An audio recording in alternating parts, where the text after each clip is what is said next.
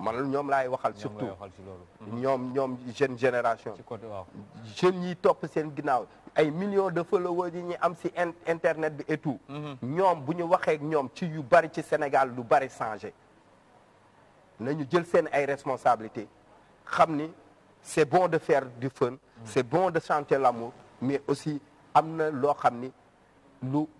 li ñuy wax l'utile à l'agréable il faut essayer d'allier les deux te loolu seen mission la ñun suñu mission peut-être da ñu ngi ciy dox xam nañ lan la ba léegi ñu ngi ciy dox mais am na loo xam ne tey ñoom la war tey am nañu ay problème inondation on a vu des ñuy joow biir Kër Massar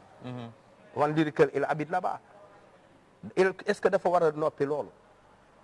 tey ñu gis ay jeunes di dee si ay géej gi comme ay jeunes je ne sais pas est-ce que ñoom dañu war a noppi ci loolu est-ce que ñun rek ñoo ci war a wax non ay jeunes lañu comme ñoom ay sénégalais lañu loolu noonu danger boobu pour askan bi yëpp la donc lañ jël seen ay responsabilités def ay textes comme yéen ngeen jëlee woon seen responsabilité oui parce que il faut pas avoir peur nag parce que li ci li la ci mën a fekk dafa bëri mais nag voilà boo xasee ba ne man hip-hopeur la rappeur la am na luñ lay xoole quoi am na fuñ lay xaare quoi léegi man fi ma lay xaare mooy dama bëgg rek nga defal waa Sénégal nga defal waa Africa nga defal worldwide dara ci mbëkk mi Barça Barsax ak loo leen mën a may ñii léegi impro léegi waaw mbëkk mi bon je vais parler un peu ci loolu parce que tamit ci ñaari côté la ñuy waxee ñiy jël gaal dem lan moo tax ñuy dem donc bu ñu amoon lu leen gënal du ñu egg ci situation yooyu foofu la ñu war a njëkk a commencer xool beneen bi mooy nit daa am liberté daa war a am possibilité bëgg a dem fenn jóg dem mu bañ a jafe ci moom parce que si ay droit am la bokk mais jóg dem boobu noonu donc léegi nag buñ ko jafelee ba pour nga jóg dem vraiment da nga jënd millions yu bari wala di nga sonn trop pour mu am benn tampon mais après nit ki bëgg a dem day xool mu yoon bu ko gën a jubu rek pour mu dem et je pense que ni mu yombee pour ñeneen ñi ñu jóg pour ñëw suñu réew noonu la war a yombee pour suñu jeunes yi nekk si suñu wala n'importe qui parce que du ay jeunes kese dañuy wax ay jeunes da ngay gis ñu wala ñu amul liggéey non c'est pas vrai am na ñoo xam ne dañu am xëy gontu am xaalis mais dañuy bëgg a dem découvrir leneen donc bu leen jafee mooy indi yii dafa ni muy yombee ñeneen ñi pour ñu ñëw fii noonu la war a yombee waa réew mi tamit pour ñu bu ñu bëggee dem mën a dem voyager facilement donc loolu buñ ko yombalee yii yëpp dootuñu ko gis maintenant lenn moo am gars yi bëgguñu ko duggati seen dëkk moo tax ñuy def genre campagne bu nekk pour dine dañuy sensibiliser mais bu doon ne dañu bëgg rek affaire bi réglé wu dañuy yombal nit ñi pour ñu mën a tukki bu boobaa kenn du jaar ci géej gi di dee léegi nag seen problème mooy nit ñi bañ a dugg la wala nit ñi bañ a dee la ci géej gi il faut ñu xam ñoom lan mooy seen lan la ñu bëgg a xeex ñun ñiy dee gënaluñu te nit ñi pour ñu bañ a dee ci géej gi mooy nañ leen yombalal pour ñu tukki donc c'est amul beneen solution bu ñu cherché nañ ko yombal xool ndax kenn dina risqué viam di jaar ci ay gaal non du demee noonu donc am na leneen lu nekk si ginnaaw loolu la ñu war a régler léegi da nga koy teg foofu Matador nga may leen li ngeen war a may waaw réew daal bon loolu ça parle de ñi tukki parce que tamit même ñi dem ba yegg ñun dem nañu gisante nañu gars yi ni ñuy dundee foofu ay conditions yu metti yu difficile la ñuy dund donc tukki yu daal ci n'importe quelle ci façon boo ko defee rek dem ci réewu jàmm rek dëkk fa dafa metti quoi donc morceau bi nii ça parle de Réew Gaal Nation ci album bi passé la nekk donc vraiment ñu waxaale si un peu conditions yi gars yi di tukkee que ba mu ci mënti nekk ak conditions yi ñuy nekkee foofu tamit quoi ni muy difficile souvent taxaw bi dafa bëri daal du yomb waaw donc morceau bi ça parle un peu d'immigration en général waaw aca Matar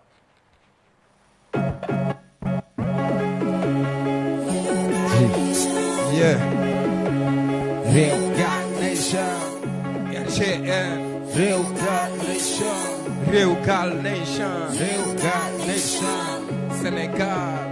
Réew Gaal Nation suñu nation. Real God Nation. Galsen. Real God Nation. Sama nation.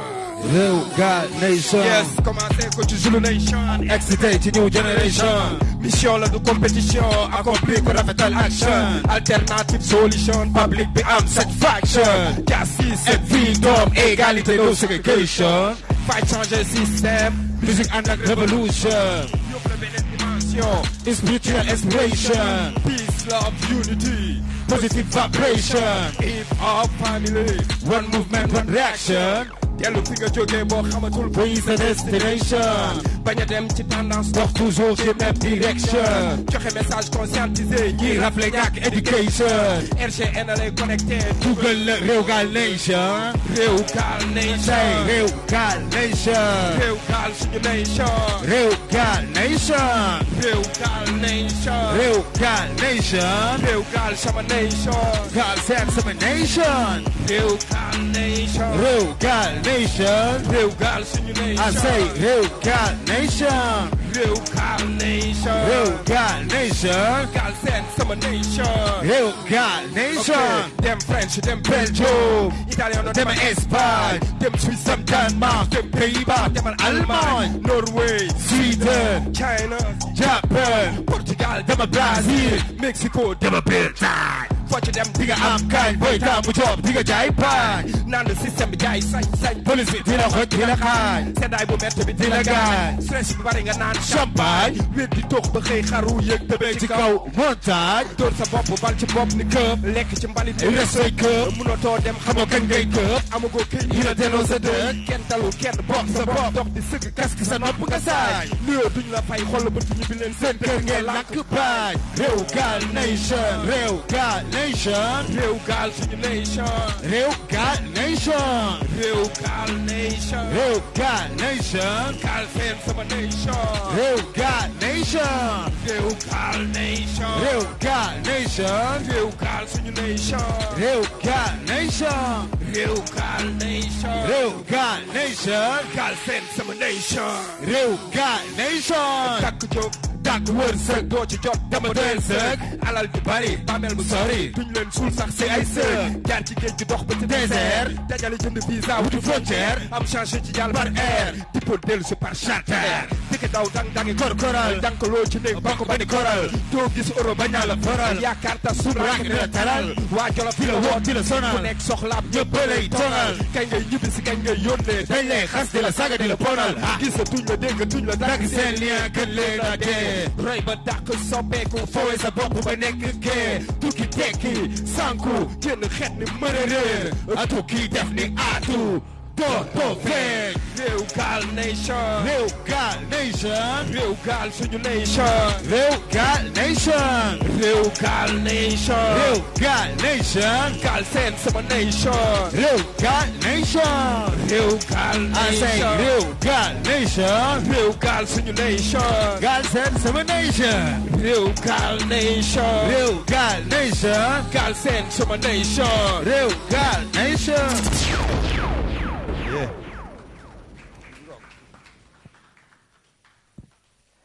réew gaal nation Matador son bi ça parle de tukki quoi loo ñëw parce que dégg naa nga naan benn tukki taxut a neex looy expliquer ci son bi waaw bon ndax ñi fa dëkk ni ñu fa dëkkee dafa waaw am na ñoo xam ne ci conditions yi difficile la ñuy dundee foofu tamit dañuy wax rek ñiy dem mais am na ñu dem ba yegg tamit mais di dund lu metti parce que genre piège la quoi yaa nga fa ñu bëree ngi toog Sénégal di la xaar donc te mënoo dem rek souvent lépp sotti quoi donc Sénégal yi des fois dañuy dund ay situation yu difficile foofu te segam fii si biir Sénégal la système bi di ñàkkal fayda sénégalais yi waxuma laa nag bu ñu demee bitim réew dañuy tumuranke par rapport ak yeneen communauté yi yu bëri quoi parce que des fois da nga am benn problème wala benn affaire booy jànkonteel mais day mel ni yow jugewoo ci benn réew bu am voilà bu organisé wala bu am dara quoi comme ci ambassade yi wala taxaw bi ñu war a am foofu duñ ko am quoi ak suñu consulat yi nekk ci dëkk yooyu noonu. non souvent c'est compliqué quoi c'est compliqué pour les Sénégalais yi nekk à l'extérieur. et ay jàmbaar lañu dëggantaan et nit ñi dañuy wax rek li ñuy participer li ñuy contribuer ci économie wu Sénégal. et pourtant li ñu war a xalaat mooy ñoom conditions yi ñuy dundee foofu aussi il faut ñuy bàyyi xel ñooñu quoi parce que des fois dañuy dund ay affaires yu metti yu difficile foofu. ndax xalaat nga ni ma ñëwaat tuuti ci Barça wala Barsaax bi ndax xalaat nga ni bis loolu dina jeex. oui c'est possible xam nga lan moo koy jeexal. li nekk fii li koy jeexal mi ngi biir Sénégal. mu ngi fii mi ngi fii. lan la mais c'est comment ni système bi di fonctionner état les dirigeants. ak peuple bi ak Sénégal li fi nekk tant que jugu fi loolu du fi gaaw a jóge mais ak bu loolu bu fi jógee rek affaire yi jaar yoon dootuñu ko dégg sérieux parce que nag gars yi ñi ngi naan Eldorado mais gars yi xalaatuñu sax ay Eldorado des fois dañuy dem lu ñu am jël parce que nga nekk ci biir dëkk bu réew moo xam ni sa réew la di jànkonteel yenn affaires yi presque nga dee sax moo ko dund li gars yi di wax dund gi dee gën nga fiy dund mais nga dem boo dee jàllee baax na boo deewee baax na parce que ci situation yooyu la gars yi di toll peut-être ñu wax ñu bëri dañ ciy wax nii rek mais am na quartier yoo xam ne boo fay yeewoo wala ngay dugalante nit ñi xam la ñuy dund sérieusement di nga xam ni ñii leen moo leen di pousser ñuy def loolu te li tax quartier yooyu ak population yi di dund loolu du dara lu dul système bi ni muy doxalee par rapport ak askanam donc lu ñu mënti teg ak lu ñu mënti wax tant que politique yi nekk fii ni ñuy doxale changé wul loolu du fi gaaw a jóge mais buñ ko changé jaarale ko ci yoon responsabiliser les jeunes jox leen ay jumtukaay teg leen ci conditions yoo xam ni dinañu mën a gis seen bopp si seen biir réew vraiment mu jeex parce que nag gars yi tamit dafuñu bay dem ci risque yooyu noonu kii mais dañoo dem ba sës donc du dañuy défendre que ni loolu ñuy def baax na man encouragé wu ma si kenn encouragé wu ma nit sax mu dem Europe pour dire la vérité parce que man defuma ko parce que il faut que ñun ñu conscient que ni am na loo xam ni depuis avant indépendance ba léegi ñu ngi koy dund bëgg mu changer mënut a changer mais bu ñu demee est-ce que dina changer non il faut mu am ñu toog gérer jéem a xool nan la ñuy changer affaire bi maintenant ku nekk ci domaine ba nga nekk yaay jéem a xool noo koy évoluer on a toujours attendu le changement mu jóge ci sommet bi wàcc ci suuf musuta nekk mais je pense que ni base bi mooy population yi nit ñi bu ñu demee ba xam ni waratuñoo wékk seen dara ci ay njiit wala ab régime mais que ni changement bi ci ñoom la war a jóge à la base bu boobaa mën na yéeg ba ci kaw quoi mais du ci jógee ci kaw mu ko jógee ci suuf jamais loolu moom on a toujours attendu ça changer waat ay njiit mais mënut a nekk donc nañu ci def le contraire nañ jël ñun suñu ay propre responsabilité au lieu de fuir ou de démissionner wala ñuy déléguer ñu jël suñu courage jël suñu destin en main mooy ni ku nekk fa nga nekk ak la ngay yëngatu nga xool noo koy développer ba mu mën la dundal yow dundalaa yóbbaale ñeneen moi je pense que ni dafa jot ñu arrêté di xaar lépp wala di xaar dara ci suñu njiit yi mais mun nañu xaar dara ci suñu bopp parce que ñun ñooy peuple bi nag dëgg la bu ñu gëmee suñu bopp li ñuy wax gëm sa bopp dëggantaan bu ñu dootul gëm sa bopp warta nekk slogan rek damaa gëm sama bopp ñëpp ku nekk sàcc sax gëm na boppam dañ ko war a jëfee voilà donc gëm sa bopp du ay slogan la ñu war a arrêté mais concrètement lan la ñuy def tant soit peu lu mu ndaw ku nekk saa yoo yeewoo xool lan laa mën a def pour changer dara ci sama vie wala ci sama société ku nekk di doxee noonu quoi yàlla baax na xam naa ne dina am donc da nga ko fay teg ñu teg ko fa dem Régis si c'est bon ñu seetaan suñu rubrique knowledge avec Serigne Saliou donc moom mi nga xam ne moom mooy defal sama rubrique knowledge émission hip hop sans visa Régis si c'est bon.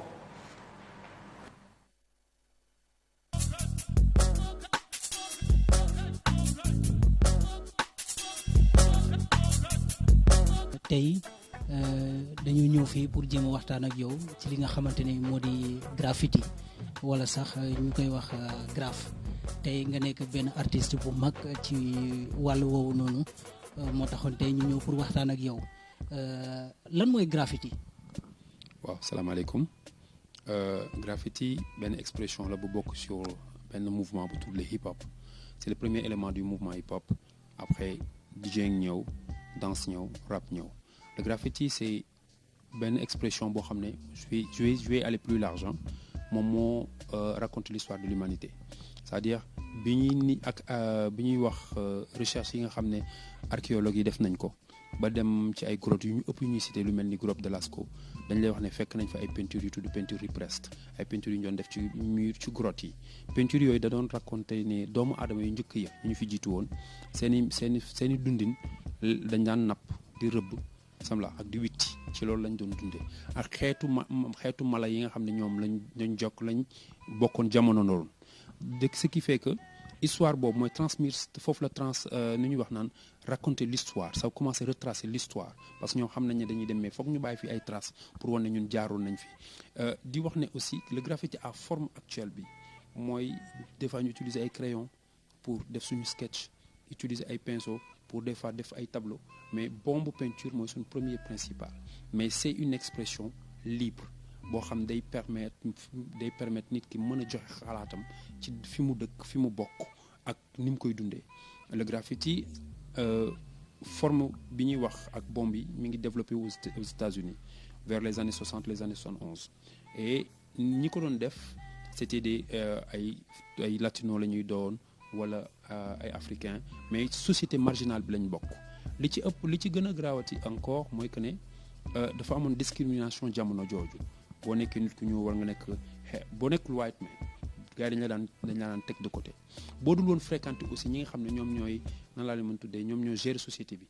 yow en tant que artiste existé wu doo nekk ci galerie doo nekk ci nan laa ko mën waxee fi nga xam ne foofu la ñu war a mën a wone lépp luy expression yow daal bokkoo mais gars yi nag xam loolu ils sont révolté wu surtout au niveau de Chicago dem ci ay murs yu jege foofu gars yi di defee événement yi pour dénoncer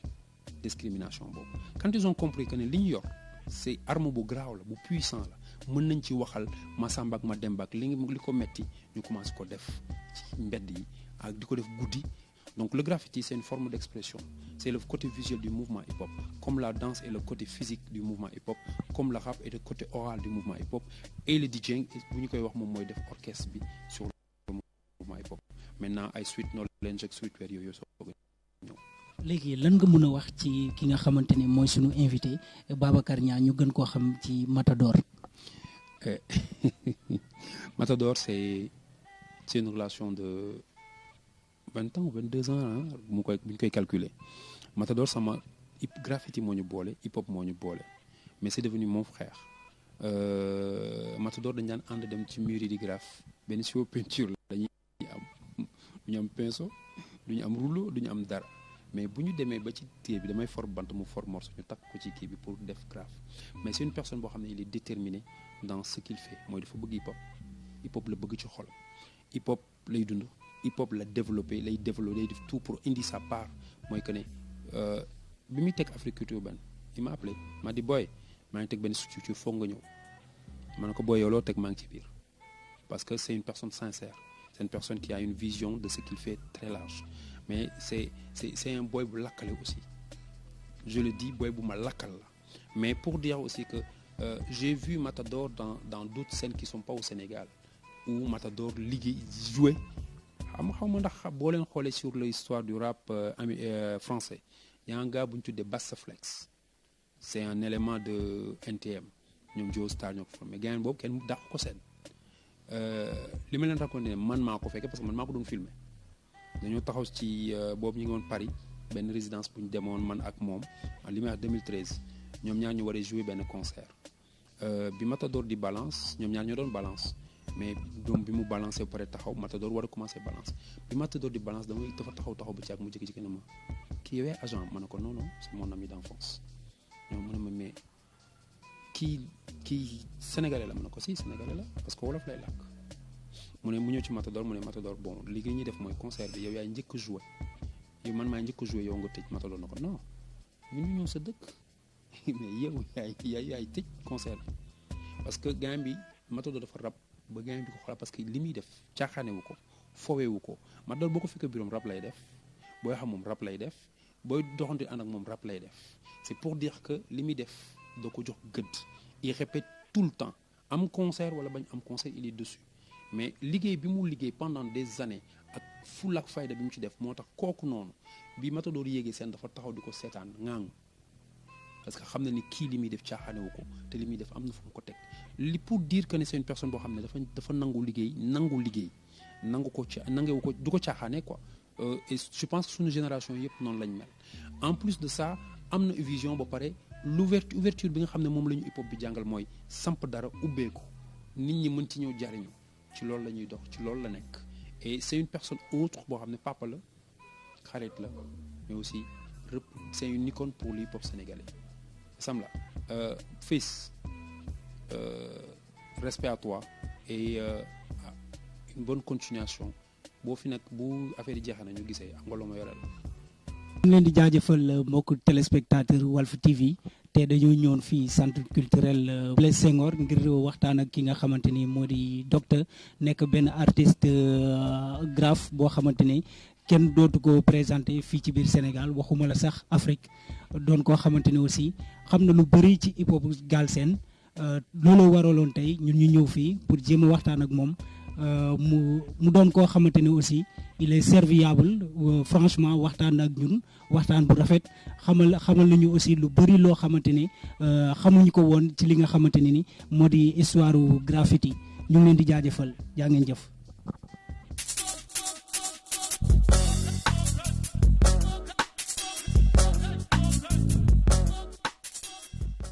Merci beaucoup à la régie, merci beaucoup à mon ami, mon frère, hein, donc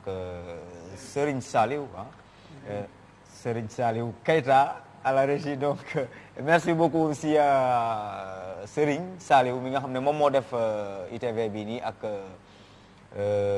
Docteur grand. loo wax ci grand bi lu mu wax parce que am na yeneen affaire yu mu waxoon quoi mais après dañ ko dagg. waaw mais kii nii li mu wax lépp dëgg la quoi mais waxu leen maa doon dem tàggu maire bi pour ñu koy bàyyi ñu dem graffiti quoi yaa ko doon maa doon woo maire bi tàggu ko de pour ñu dem mu dem graffiti kon moom dañ ko doon téye pour mu bañ a dem graffiti non mais waaw moom xam na non tamit bàyyil ma yem foofu rek mais ce qui est intéressant mooy ni nit ñi xamul mooy ni Docteur rappeur la woon rappeur da doon graphe di rap ak l'islam benn instant je dis boy gis nga benn man graphatuma damay nekk rap laay def concentré wu tamit yow si graphe bi et c'est ak fierté wax dëgg yàlla j'ai pas regretté man ma bàyyi graphe quoi parce que bëri na tey boy yu graphe Docteur moo ci mu loxoom lañ jaar quoi waxuma le Sénégal mais en Afrique il a implanté ci ay dëkk yu bëri ay festivalu graphe quoi loo xam ni dañ ko dégg rek graffiti ñu bëri sax xamuñu ko woon ci élément wu hip hop bi tey ñu dem ba am Festigraph mu nekk festival bu mag muy indi ay nit yuy jóge ci réew yu bëri vraiment chapeau mon frère toi aussi franchement loolu la ñu seq quoi entre ñun nag ci que mu nekk Gassira ci danse bi que mu nekk Safwan Pendra que mu nekk DJ Awadi non du ma limee damay jum parce que ñoom ñëpp dañu am ay relation yoo xam ni loolu mooy samp hip hop bi sinon hip hop jeexoon na bu yàgg donc bu nit ñi tey ñëwee taxaw war nañu xam war nañu jox genre nit yi nga xam ni ñoo tax ba tey ñoom ñu fekk fi hip hop ba yàlla def si seen teraanga ñu ko ci am et c'est ça moi ce que je ne peux pas comprendre mooy ni américains yi nga xam ne ñooñu gën a dof dem nañ ba rayante sax ils ont compris que ni mbir la ko sos doo ko caaxaane donc man à travers Docteur génération bu njëkk bi nga xam ne ñoo fi nekkoon fight ba hip hop taxaw ba ay génération topp ci ba tey ñuy waxaat hip hop vraiment ñoom ñëpp maa ngi leen di big up que ñu nekk Sénégal que ñu nekk bitim réew nag ñoom ñëpp maa ngi leen di big up parce que hip hop fi mu ñu jëlee dafa sori quoi hip hop li mu ñu permettre ñu liggéey ci suñu réew tamit dafa bari quoi donc hip hop moom li ma wax rek rap du mës a dee mais hip hop du mës a dee la ñuy wax quoi jaajëf et vraiment donc merci encore à docteur mu nekk grand bopp na bi nag dama koy yàpp lu ne laa koy wax naa ne donc Matador sans tarder nga am leneen loo ñu may waaw loolu c'est album bu bees bi la donc ak Covid on était waroon a génn depuis avril génnewuñu ko ñu génne premier single bi mu nekkoon El Capo ma def ko featuring ak Is ci génération bees bi la pour dire que ni j'ai du respect vraiment te à travers Is fu ma mënoon a def son ak ñoom ñëpp dama koy def ma def ak moom mu njëkk a génne single boobu muy El Capo. El Capo par rapport à qui et à quoi pourquoi El Capo. El Capo xam nga nag ñun hip hop la quoi. quand c'est hip hop xam nga bu ñu nee la capo nga mooy xam nga. egg nga grade bi gën a kawe ci li ngay def quoi yow ci animateur yi mën nañ di wax ni capo nga quoi. xam nga keneen ci bi menuisier wala mécanicien da ngay gis ñu ne ko gars yow capo nga quoi benn mécanicien ça veut dire da ngaa xarañ ci li ngay def quoi. vraiment egg nga fu kawe donc. ci noonu lañ ko jëlee donc ci sàcc sax am na ñoo xam ne ay capo lañu ay boo tax ma indi ay Alex Ino donc capo mën na nekk politiciens yi am na ci ay capo ci sëriñ yi am na ay capo ne ko capo vraiment mooy koo xam ni dem nga ci niveau bi gën a kawe ci li domaine bi ngay yëngatu quoi nañ ko jàppee noonu donc ñun ñu jàpp ni li ñuy jaay ay drogue la mooy li gars yi di wax hip hop bi ñuy cons noonu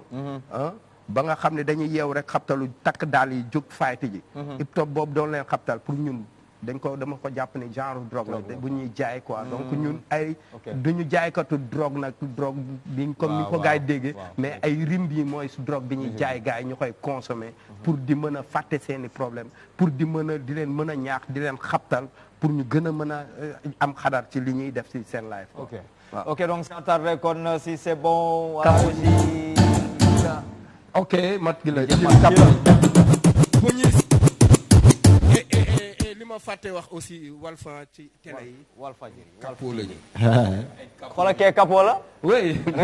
non li nga xam ne moo réalisé émission bi capo la non émission hip hop yi ëpp doole ma ni la yéen xam naa li may wax xam nga di digga baale aw passage vraiment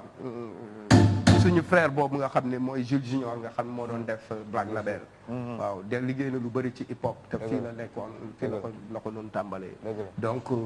vraiment Walf ay capo ngeen léegi nag kuy capo boo nekkee sa salon yaa moom son bi ñu dem matkil la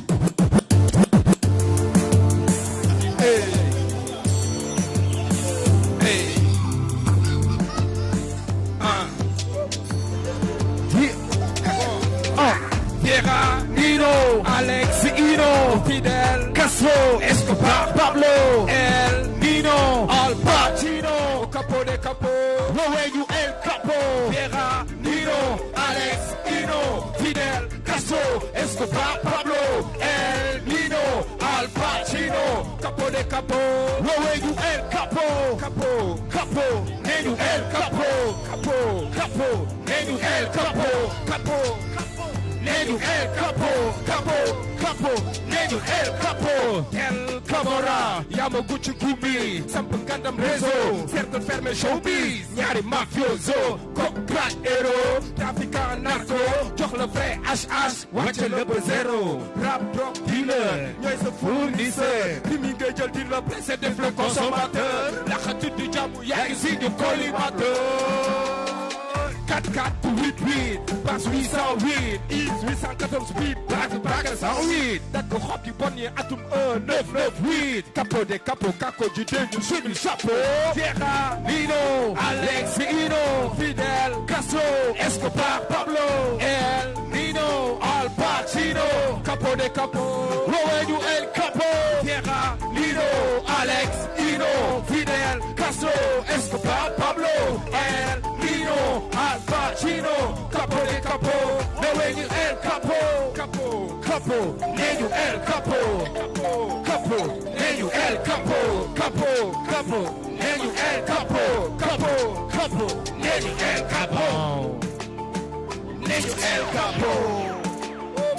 Neyu El Capo, Neyu El Capo, El Capo. Yes.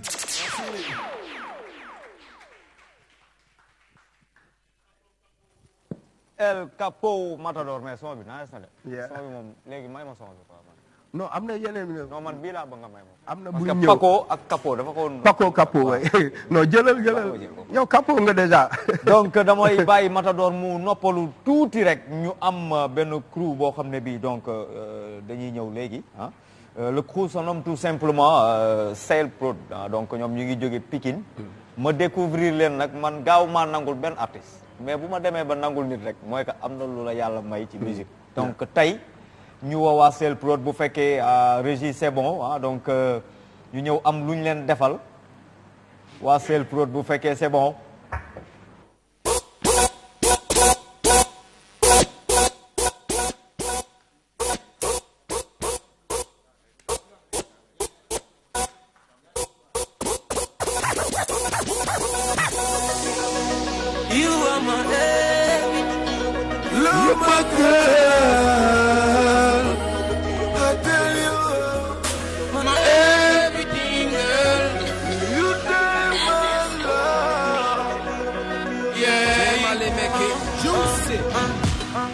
We born to be together. Be my star and be your side. I love you good forever. I know we to lose this beautiful smile.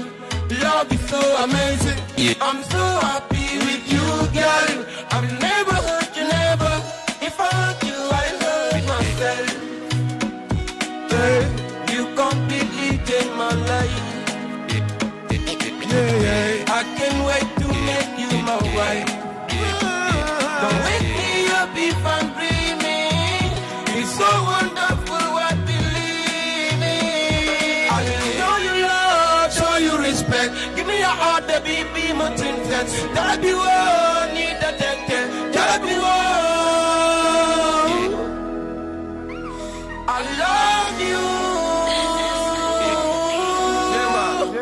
Emale make it juicy. Say that li ma jox li ma doon seet soo xool la xool baby tax na ma tipsee tax na wees bul ko tipsee us everything alright you take my love I'm a lover not a fighter but I will fight for what I love my baby I say you my everything, girl.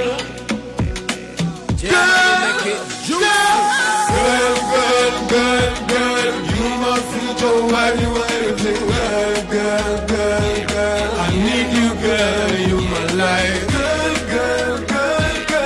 Why not got yourself,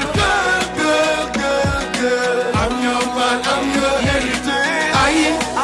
don't wanna see you cry. I wish to see you happy to fly with me. I don't wanna see you crying, just wanna see your smile every day, every morning. This is romantic, you're so fantastic. Forever you know, I wanna keep you forever so close. Even though I'm far from you, dear Mr. Bombastic. I love you so much, my sweet. Love song pandi it talk, original feeling pandi beat. Forever you know, I wanna love you forever you know. Even though I'm far from you,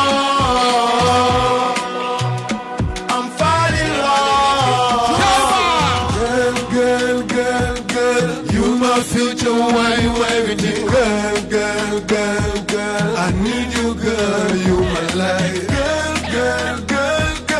Why you gonna get yourself, girl. I'm your man, I'm your everything. I don't wanna see you crying, don't wish to make you sad. I wish to see you happy to fly, baby. I don't wanna see you crying, just wanna see your smile.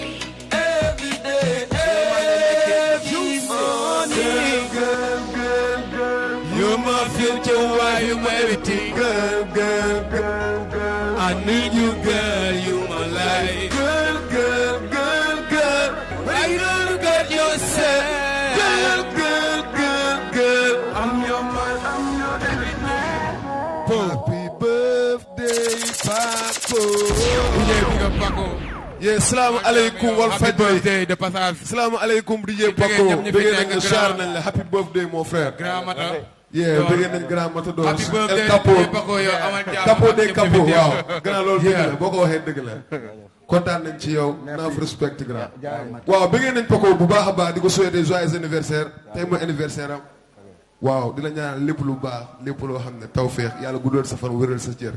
Mais sa soxna def na la surprise mu ngi ñëw. Merci beaucoup. Donc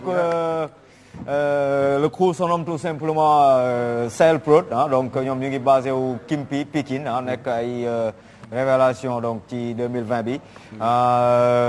di leen remercier bu baax di remercier seen producteur seen staff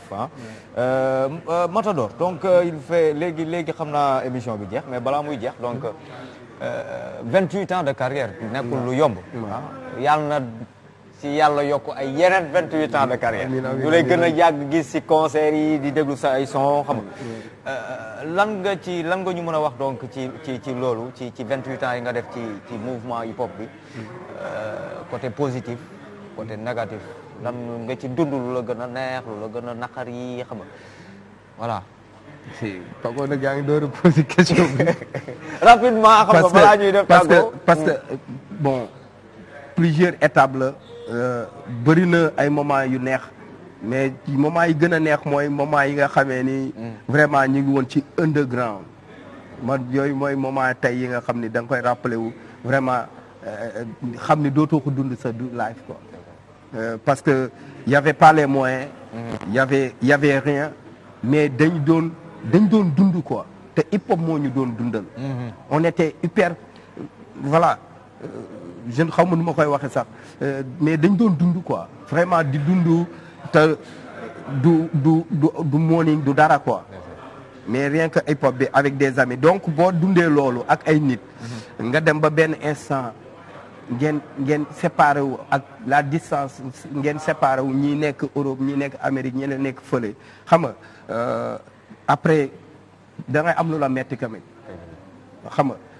parce que voilà li ñu dund ak ci hip hop ensemble boo distance bi mu ñëwee rek dafa metti quoi metti trop ci man parce que voilà c'est des gens yoo xam ni dans les moments les plus difficiles c'est sa life yow ñoom rek nga doon gis ñoom nga doon nekkal quoi donc au passage cat ba cat nag depuis début ba léegi nii ci waa BMG 44 vraiment lépp lu ma dund ci lu neex ci biir hip hop bi laa ko dundee xam nga lu ma dund tamit ci lu metti peut-être mën naa wax ne à part samay parents yi ma ñàkk ci hip hop laa ko dundee ci nan laa dundee lu metti ci hip hop mooy quand je vois même pas waxuma la sama crew mais su ma gisee benn groupe rek am problème ñii jaar ne rek damay am lu ma metti souvent parce que damay xam ne la ko sosoon vraiment dëgg la woon du woon intérêt du dara parce que groupe boo gis rek bañ koy sos ci ay moments yu difficile galère la woon et tout gars yi nekk benn di ko xas li mais dañ dem benn instant boo déggee séparation man dama koy jàpp ni voilà warta mën a nekk quoi comme quand les moments les plus difficiles on pouvait être ensemble kon bu demee ba xaw a neex foofu la ñu war a gën a mën a nekk ensemble donc yooyu mooy ay yoo xam ne dama koy dund ci hip hop ba léegi nii quand je vois sérieusement gars yi dañ ne ci la boo ko xaw ma lan quand je vois deux jeunes ñu ni dañuy clashante damay am lu ma metti quoi parce que hip hop mënuñu ni peace and love la lu positif la day jëlee ci nit ci lu négatif yóbbu ko ci lu positif après entre nous hip hopeurs ñuy am ay yenn bif yi am yenn clash yi xam nga bay egg ci ay saaga franchement loolu bokk na ci li ma gën a metti ci hip hop bi quoi parce que gisuma ni loolu suñu réalité la quoi te hip hop bi nag indiwuñu ko fi pour changer li baax ci suñu société wax naa ko léegi suñu ay réalité li ci positif dañ ko war a yóbbul ñeneen ñi sax quoi te gisaguma bokk nit koo xam ni dem na ba war a mën a taxaw jàkkaarloog ay parents di wax di saaga kon foo nekk ci scène wala ci studio wala foo mënti nekk boo jàppee ni say parents nga jàkkaarloo wala saaga nit donc loolu bokk na ci li ma gën a metti parce que man hip hop laa bëgg ko donc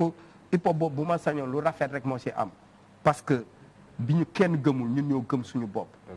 ñun ñoo gëm hip hop bi ñoo ko fay ba mu egsi fii kon ku nekk lu la hip hop bi apporter war ngaa rusa def loo xam ne day yàq hip hop Galsen te ñëpp xam nañ ni clash yi bi fi ba mu tàmbalee ci hip hop ñi ngi wax léegi mais hip hop ba mu demoon na fi bañ ni hip hop jeex na gars yi di reggae loolu fii ay 2000 la 2000 jëm 2004 2005 ñi am ñenn ñi moo tax leen poussé ñu dem ñu toog Europe parce que hip hop bi kenn xamutul lu muy nuroo ndax parce que am na clash amoon na clash yu fi am ay du temps de Rapadio xam nga gars yëpp topp ci vague boobu ñu gis li mu yàqal hip hop bi tey hip hop bi ñëwaat ba ay jeunes fekk ko fi am chance di ci évoluer am ci loo xam ne peut-être ñun sax amuñu ko ci parce que lu mel ni Flow benn jeune gagné 5 millions ñun mosuñu koo am donc ñoom ñu am possibilité yooyu yëpp waruñoo toog nag ndax ay ego parce que sa bopp rek ba ñu nar a yàqaat hip hop bi wala ñu yàqal génération yi nar a ñëw parce que bu continuer nii tamit du suñu réalité hip hop bu ñu ne peace and love la kon man gisuma fa lu jar yenn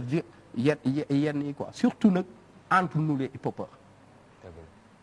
sérieusement munoo ni jàmm li ngay def peace and love la ba pare yow doo wax jàmm doo dox jàmm doo def jàmm mais doo hip hopeur loolu mooy dëgg c'est sûr franchement donc Matador man maa ngi lay gërëm di la sant donc di gërëm di sant sa staff yëpp balaa ngay tëj di tàggoo bëgg naa nga wax ma ci Africulture urbaine sa staff ñi fay liggéey nga commencé ci Amadou ay ñoom Omar ay ñoom Abou Sow xam nga équipe bi yëpp quoi ay Asi ay Boubacar waa ay Laxaat Jaaja maanaam ñëpp ñi fa nekk ay ñoom Laka xam nga ñi fa nekk loo ma mën a parce que en fait boo buggee en fait boo gisee ma laaj la loolu man xam nga li may ñëw man li may ñëw Africulture dafa bëri donc damay gis ne gars yi dañ ciy nekk quoi yow nga nekk fa dañ ciy nekk nga bañ faa nekk nga dañ ciy nekk waaw parce que culture bi li ma hip hop jàngal man loolu laa leen jàngal mooy nekk ci li nga def tey suba nga def lu ko ëpp ci Flow dañoo commencé 1 million tey ñi ngi 5 ñaan nañu yàlla fii ak kii ñu dem 10-20 millions man loolu laa xam loolu ma hip hop jàngal li nga def tey suba nga def lu ko ëpp donc ñoom tamit ci loolu laa leen di ci loolu laa leen di man nekkuma ci ay di la gëmloo ay booy toppa sama ginnaaw wala non dinaa la yóbbu non loolu amul liggéey laa leen gëmloo ku gëm liggéey boo ñëwee hip hop da ngay Africulture da ngay liggéey et yàlla tamit suturaal ma si benn affaire muy après BMG bi gars yi parce que du ma wax tas parce que du woon groupe boo xam ne dañ ko dajale pour muy tas parce que dañuy dund ba léegi on est des amis donc bi yàlla defee man ma des fi dama jéem rek ak Africulture c'était pas facile mais c'était pas évident mais tey wax dëgg yàlla damay sant gërëm yàlla bu baax ba ma taxawoo ba ay jeunes yi fa ñu bari jaar fa ba tey ñu mënal seen bopp mënal seen ay waajur ba mënal ñeneen ba am ñu leen yaakaar ba askan bi yaakaar leen franchement loolu yàlla daf ma ci suturaal daf ma suturaal boole maak ay jeunes yoo xam ne tamit fi ma tegu nañ fa nekkuñu ci ay wax boo cité tur yi nii ñi ngi ci xam peut-être bariwul mais ñi ci lépp ñi ngi ci liggéey la ñuy def xaaruñu ci tamit du liggéeyuñu pour Matador wala intérêt dañuy liggéey parce que dañu gëm ni dañu war a liggéey samp benn affaire njariñ ñu jariñoo ko wala ñu bañ ko jariñoo seen yoon nekku si tey sama album bi ma mujjee liggéey war ko jënd nii te kàppu bokk si ki ko liggéey formation Africulture la ko defee et je suis fier di ko présenter chaque fois muy King Beat parce que loolu la Africulture di mu ngi fii ci gars yi ci staff mi ngi fii si staff bi King Beat ñu bëri ñu gars yi xam nañ ko te pourtant Africulture la ñëw def formation xeebuma ko parce que lañ fa jëlee comme xam-xam man xam naa ko te ñoom it nekk ay ñoo xam ne vraiment yomb nañ uuf quoi parce que voilà boo ma fekkee ñoom man amul ay waaw loolu amul ay différence ki et puis cat ba cat nag laa lay wax parce que dañu bëri su ma limee rek tey damay am problème parce que du ña fa nekk kese mais am na ñoo xam ni seen jot mayeetu leen ñuy nekk chaque jour agriculture mais ñoo agriculture lañ 100% ba léegi nii nag yàlla def ñuy bay seen waar la ñu mbébét pour yóbbu fa agriculture yàlla nañu yàlla may ñu bàyyi ñu fi ba ñuy egg foofu bu boobaa peut-être résultat yi ñooy waxal seen bopp et encore une fois di leen gën a encourager di leen gën a ñaax que ni secteur bi ñu nekk nii dafa difficile trop dafa difficile trop lan moo ci gën a difficile mooy ni la rue parle mbedd mi day wax bu ñu déglu woon mbedd mi bañ nañ ma agriculture wala matador bu yàgg donc ñoom xam nañ li ma bëgg a wax foofu mais xam nañu lan moo nekk agriculture xam nañu tamit nan lañ koy téye comme ni ngay waxaa man su ma neexee mën naa toog sama kër ak samay tànk te wóor na ma ni fa ñu séentu agriculture egg dina fa egg parce que xaarutuñu ma ci dara xam nañ yoon bi xam nañ nan lañ koy doxee am nañu fulla ak fayda gëm nañu li ñuy liggéey parce que tamit ils ont pris l'exemple sinon bañ demee voyage ñaata yoon lañ dem tukki kon bu ñu dem toog fa et pourtant ils sont là parce que xam nañ li leen xaar xam nañu seen devoir par rapport ak askan bi parce que li ñuy liggéey dootul pour agriculture du pour matador mais pour Sénégal yëpp la et di wax ñëpp nag le 10 décembre dinañu lancer projet bi nga xam ni vraiment damay féliciter encore une fois waa ji hip hop yëpp ci turu Fou Malade di seen jiit agriculture yëpp ci turu Amadou ci liggéey bi ñu liggéey pour ñu taxawal projet bi ñuy wax Sénégal Talent Campus le 10 ci lancement bi ñëpp Sénégal yëpp dinañ xam loolu mooy lan ak ban importance la amal sénégalais waxuma la hip hop bi mais sénégalais en général parce que nag lu ñu yàgg a bëgg la Sénégal depuis avant wala indépendance ba léegi mënut a nekk yàlla dina def nag soobee yàlla le 10 décembre fële ci musée ba dinañ def lancement bi incha allah donc merci beaucoup à toi Matador maa ngi lay gërëm di la sant buñaa bi nekk le 11 ma génneel leen beneen clip 3e single ci albumu jàmbaar son bi ñuy wax Ninki Nanka est-ce que doo ma ko may fii ba tëjee ko le 11 rek le 11 18 mat tamit yow mais DJ mat tamit 18 heures ah inchallah Ninki Nanka di ngeen doo ma si ñamal tuuti sax exclusivité ci émission hip hop sans visa ci premier numéro bi mën naa ñëw njëkk a ñëw defaat ko fii jouer ko fii mais le 11 rek ah d'accord amul problème donc maa ngi lay gërëm di la sant merci man tam maa ngi lay remercier bu baax ah donc kontaan naa ci yow kontaan naa ci staff waa Africulture yëpp ak waa MCU képp koo xam ne jàpp nga ci premier numéro hip hop sans visa fii ci Walf TV ah donc de passage donc di nuyu ah donc di gërëm ki nga xam ne nii mooy Modou Bitey ah Mamadou Bitey mooy suñu directeur de programme bu Walf donc mi nga xam ne moom moo def coordination bi moom ak oustaz Assane Diouf ah donc maa ngi leen di gërëm di leen sant ak Ousin Déco mi nga xam ne li ngeen di gis nii donc moom la ah donc di ko gërëm di ko sant di remercier tamit caméraman yi nga xam ne tey ñoo fi nekk ñëpp ay ñoom Pam Modou ak suñu caméra woon bi nga xam ne mooy Mami Kanté ah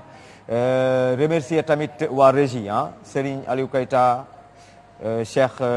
Diop tamit di ko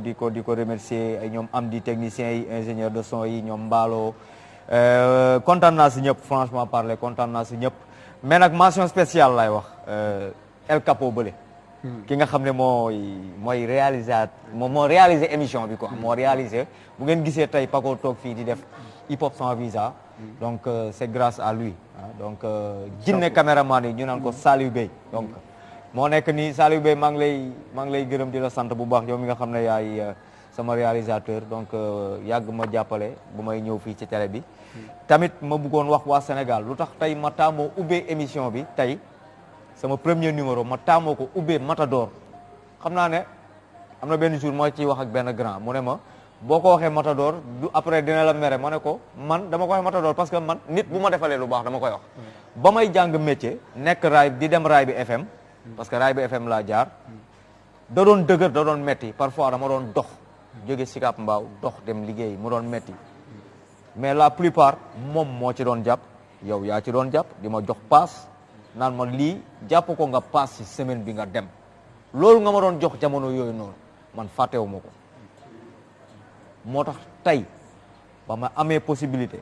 pour mën a am sama émission boo xam ne bii moom laay defal sama bopp muy hip hop sans visa ma jox la cër bi delloo la ko ndax nit ku nekk da ngay gore te loolu man mënu ma ko fàtte donc tey laa la ko mënoon wax ko nga dégg ko say nit dégg ko Sénégal dégg ko Afrique dégg ko et ça m'a fait beaucoup plaisir te daf ma marqué parce que da nga bokk si ñi nga xam ne nii tey bu ma eggee fii sa loxo def ci bokk mënuma la fay yàlla nag moo mën a fay yàlla ma la yàlla fayal boppam. mais Pago loolu moom franchement. xam naa ne bon ñu bëri fa da ngeen di fàtte non waaw non mais dafay baax loolu moo gën a tax. xam nga am loo xam ni c'est naturel et c'était normal wax dëgg yàlla du woon pour ñu koy toog di wax tamit quoi fii nii lu ñu war a def la di ko def rek parce que tamit loolu lu normal la quoi franchement du lu ñu war a toog di wax ci ay plateau voilà li ñuy ñaan rek mooy franchement li nga séntu ci émission bi nga am ko ndaanaan ñi gën a mag ci hip hop bi xam naa ne man ci duma ci dara am na ñu ma gën a nekk ay ndaanaan ci hip hop bi ñoom ñëpp damay ñaan ñu ñëw ci plateau bi xam nga jëmmal ko dëgëral ko di la soyez joyeux anniversaire jóg leen gars yi ñu anniversaire joyeux anniversaire Paco joyeux anniversaire happy birthday to you happy birthday to you jaajëf waay happy birthday to you happy birthday to you happy birthday frère gars yi nag Paco kii la chinois day naan Checha Kore Nache Checha Kore Nache Checha Kore Nache DJ Paco Checha Kore Nache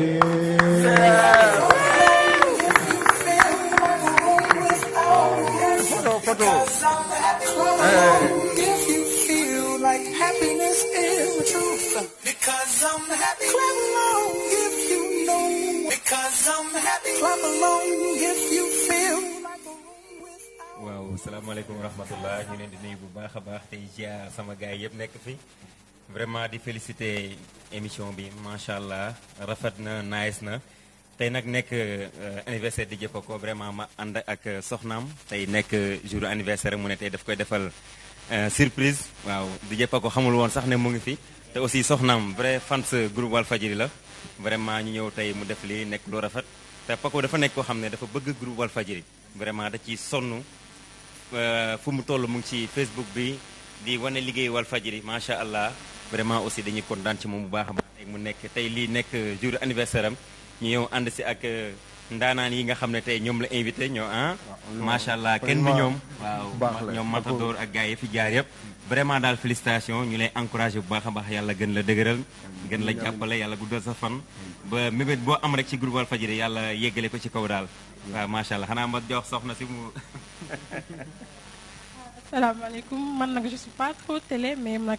c'était juste pour lui faire une surprise xamul woon ne que sax ne dinaa ñëw ndax ba muy génn mu ngi may tàggu ma ne ko d'accord on se donne rendez-vous ce soir mais boobu man maa ngi mijoté sama plan ak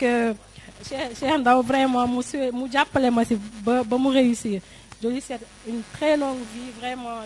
nit ku baax la xolam rafet na vraiment maa ngi koy souhaité daal mu dund ba njabootam gi di ko teral macha allah. Bon, en fait, ñun dañuy parler au nom donc de sa famille parce que rek Paco c'est un animateur fi nga xam ne mooy Phare FM donc Toussaint Senghor mi ngi fi nekk responsable au niveau de la rédaction li mënul woon ñàkk le frère ndax damay faral di wax rek nit moom soo nekkee ak moom nit da nga xam ne nit te ku xam Paco xam ne kaf ak fo ak ree la en tout cas le frère di wax ne équipe bi yëpp Phare Family et donc Phare FM dañ lay suite donc longue vie yaa xam loo bëgg sa biir xool yaa na ko yàlla suñu borom matal en tout cas happy birthday le frère on est fiers de toi. waaw vraiment merci tey ma ñëwoon teewal fii le fans club du groupe Walfadjri teewal fii le président en intérim Lamine Thiawara ak mboolem équipe bi nga xam ne ñoo nekk si ginnaawam rek vraiment daal félicitation DJ Paco merci beaucoup. Because I'm happy not alone. If you feel like that's what you want to do. Here come that new star. Because I'm happy not alone. If you